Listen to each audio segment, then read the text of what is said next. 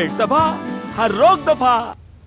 Break के बाद आपका खैर मकदम है। दिल्ली एनसीआर में रात भर गरज के साथ बारिश होती रही। मुख्तलिफ इलाकों में बारिश का पानी जमा है। आमदोरफ्त में भी काफी दिक्कतें पेश आ रही है। आजादपुर अंडरपास बंद कर दिया गया है।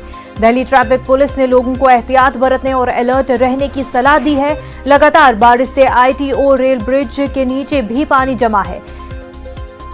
दिन चढ़ने के साथ ही पानी घुटने का इम्कान लगाया जा रहा है। नोएडा, गाजियाबाद और दीगर इलाकों में भारी बारिश हुई है। बारिश का पानी घरों में भी दाखिल हुआ है।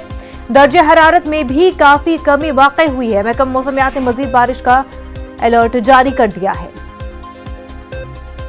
हमारे नुमाइंदे पवन इस वक्त हमारे साथ जुड़ चुके हैं। पवन, बारिश की वजह से लोगों को काफी दिक्कतों का सामना है। कैसी सिचुएशन बनी हुई है इस वक्त?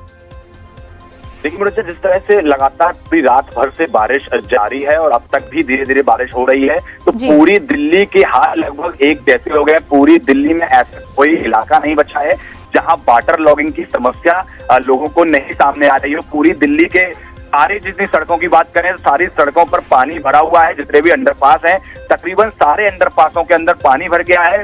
ट्रैफिक जो है मूवमेंट बिल्कुल रुक गया है। इस समय हम जो है अब यहाँ से गुजर रहे हैं रास्ते से, जो यहाँ से अपोलो हॉस्पिटल के पास का इलाका जो है, जामिया के पास का जो इलाका है, उसमें पूरी तरह जो NH2 है उस पर पानी भरा हुआ है। हालात ऐसे बन गए हैं कि लोगों का बिल्कुल जीना दुश्वार हो गया है। लोगों का जीना दुश्वार हो गया है। ऐसे में आमदोरफ्त पर भी काफी असर पड़ा है। पवन, बेहद शुक्रिया आपका। आगे बढ़ते, कांग्रेस सदर सोनिया गांधी ने जुमे